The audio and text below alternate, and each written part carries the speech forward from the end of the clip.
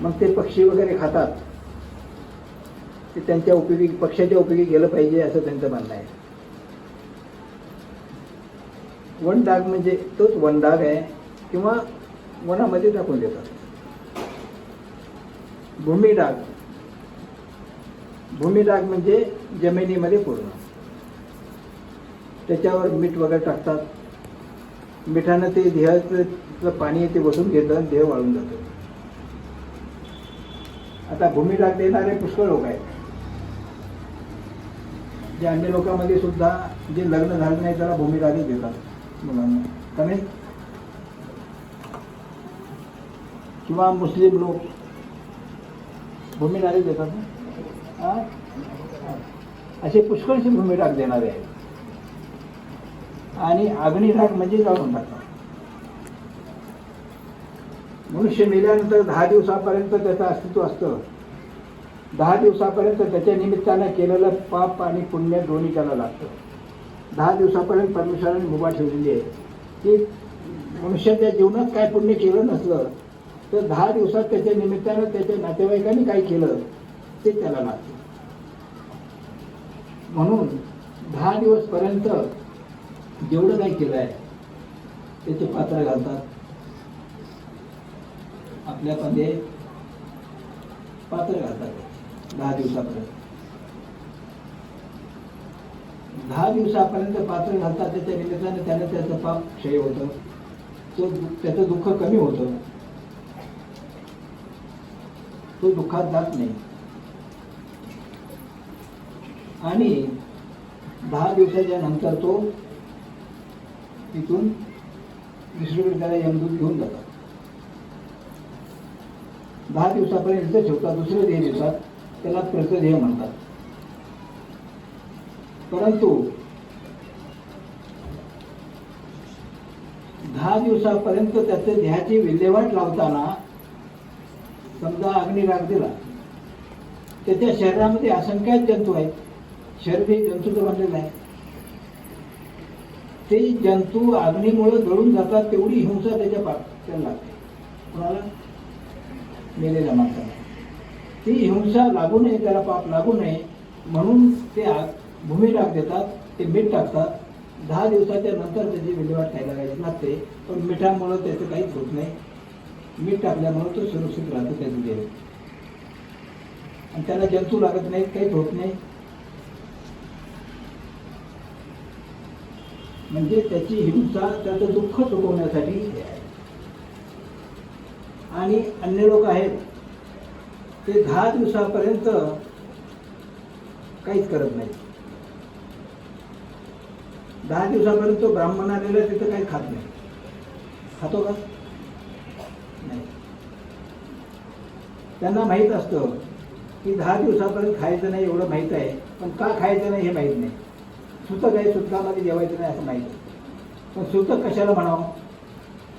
सूतक म्हणजे काय? सूतक म्हणजे त्यांच्या संबंधित जे आत्मत्व आहे, आत्मत्वाचे लोक आहेत, ममतेचे लोक आहेत, त्यांना जे दुःख होतं त्याला सूतक म्हणतात. आणि त्यांच्या ठिकाणी त्याचे आत्मत्व आहे, आत्मत्व झालेलं आहे. आणि त्या सूतकामध्ये त्याचं जर समजा जास्त आत्मत्व असलं, मुलाबाळामध्ये असलं, घरामध्ये असलं, किंवा शेतीबाडीमध्ये किंवा कशामध्ये आत्मत्व असलं त्याचं, तर तो भूत योनीला जातो. कशाला जातो? भूत योनीला जातो. पहिलं भूत योनीला गेल्यानंतर त्याच्या निमित्तानं जे काही जेवण करतात त्यांना तो त्रास देतो. त्यांच्या घरी भांडण होतील, काय होईल, त्याचं नुकसान होईल, काय होईल, तो कोणाला शांत बसू देत नाही. आणि घरच्या माणसाला शांत बसू देत नाही. घरच्या माणसाला सुद्धा त्रास देतो तो. मग ते त्रासानं ते घर कंटाळून जातं, कर्जबाजारी होतं, त्रास होतो, दुःख होतं. मग ते देवऋषाला जातात, म्हणजे तुम्हाला पितृदोष आहे, मग पितृदोष आहे, मग अमकं करा, तमकं करा, ते शेतात बसवा, अमकं करा, तमकं करा, ते भांडवली सांगतात. परंतु 10 दिवसापर्यंत ब्राह्मण त्याच्यामध्ये खात नाही. आणि जे 10 दिवस जे जीव भूतयुनेला गेलेला आहे त्याच्या निमित्तानं 10 दिवसाच्या आत जर परमेश्वर भक्त आपण जर उपदेशी नामधारक वगैरे कोणी खाल्लं तर तो त्याला त्रास होतो. कोणाला? त्या भूताला त्रास होतो. म्हणजे परमेश्वराचं जेवल्यानंतर जसं आता एखादा मनुष्य आहे, एखाद्या मनुष्याला, सामान्य मनुष्याला तर काही वाटत नाही, पण त्याचा प्रतिस्पर्धी आला मग काय होतं? लगेच खवळून उठतो तो. तसं आपण परमेश्वराचे भक्त आहे, त्याच्यापेक्षा श्रेष्ठ आहे. परमेश्वराचे भक्त आहे आणि परमेश्वराच्या भक्ताने त्याच्या 10 दिवसात त्याच्या घरचं काही खाल्लं तर त्याला राग येतो, त्याला त्रास होतो, त्याला राग येतो. आणि परमेश्वराने सांगितलेलं आहे की त्याच्या निमित्ताने काही खायचं नाही कोणाचं 10 दिवसाच्या. आणि ह्याने परमेश्वराचा नियम मोडला आणि त्याला त्रास झाला. मग तो त्याला विघ्न करतो. मग त्याला तो काही गोष्टी त्याला विघ्न करेल म्हणजे काय होतं? आपली परमेश्वराची श्रद्धा कमी होते, तमतम होते. मग घरात जाऊन भांडण करेल, कोणाला काय मारेल, दारू पिईल, बाकीचं काही गोष्टी करेल, अनेक संकटं येतील, घरात नुकसान होईल, काही एखादा ॲक्सिडेंट घडू शकतो. म्हणजे हे गोष्टी सगळ्या होतात. म्हणजे 10 दिवसाच्या आत सुटकामध्ये कोणाचं जर खाल्लं काय तर ह्या गोष्टी आपल्याला दुःख होतं, आपल्यावर संकट येतं. ते संकट येऊ नये म्हणून परमेश्वराने सांगितलं की माझ्या भक्तांनी 10 दिवसाच्या आत सुटकामध्ये कोणाचं काही खायचं नाही. आपल्या रक्षणासाठी आहे.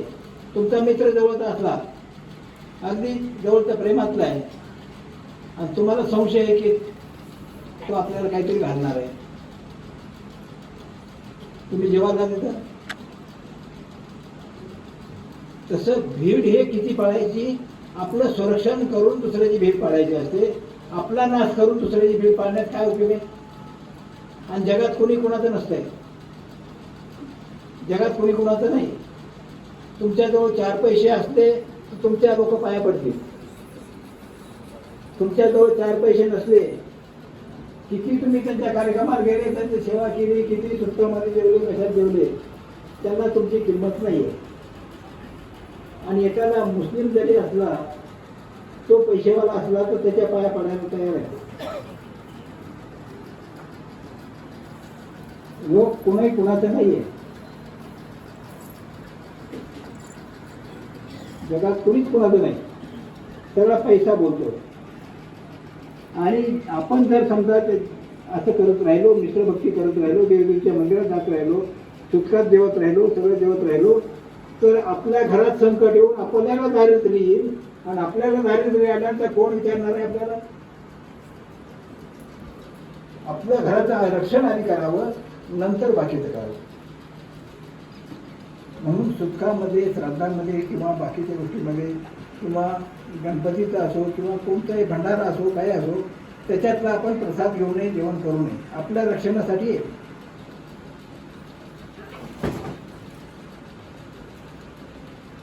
आता तुमची मुलं असतील, जे मुलं बाहेर जेवण करतात ते तुमचं ऐकत नाहीत, लक्षात ठेवा. मित्राबरोबर बाहेर जातात, देवतेच्या मंदिरात जातात किंवा देवतेच्या मंदिराचा प्रसाद घेतात, ते मुलं तुमचं कधीच ऐकणार नाही, तुम्हाला टेन्शनच देणार आहे. का? त्याला विघ्न झाले नाही. म्हणून लहानपणीपासून 8व्या वर्षापासून उपदेश देऊन त्याला नियम शिकवले पाहिजे, त्याचं महत्त्व सांगितलं पाहिजे, मुलींना सुद्धा उपदेश दिला पाहिजे, तरच त्याचा बचाव होतो. एरवी तुम्ही काही करू शकत नाही. तेच एक उपदेशाचे संस्कार तुम्हाला जन्मभर कमी पडते. आता काही लोकांचं म्हणणं असतं, थोडासा मोठा झाल्यावर देऊ, लग्न झाल्यावर देऊ, पण दोघाला उपदेश देऊ. अरे हा मोठा झाल्यानंतर ह्यालाच उपदेश घेऊ वाटत नाही. तो मित्रामध्ये फिरत राहतो, खाणेपिणं करतो, सगळंच करतो, त्याला तरी उपदेश घेतला नाही चालतंय. त्याच्या मनावर बंधन आहे का? त्यानं जर लहानपणी उपदेश घेतला असता तर त्याला मनावर बंधन असतं की उपदेश घेतलाय, मला हे चालत नाही, बंधन आलं. उपदेश घेतला नाही तर बंधन नाही. मग तो मित्राबाहेर जाईल, उपदेश घेतला पाहू, आधी तर मजा करून घेऊ. मग तो मित्राबरोबर जातो, देवदेवीच्या मंदिरात जातो, इकडे जातो, तिकडे जातो, आणि नंतर मोठा झाल्यानंतर तुमचं ऐकतच नाही, उपदेश घेतच नाही तो. आणि लग्न झाल्यावर जरी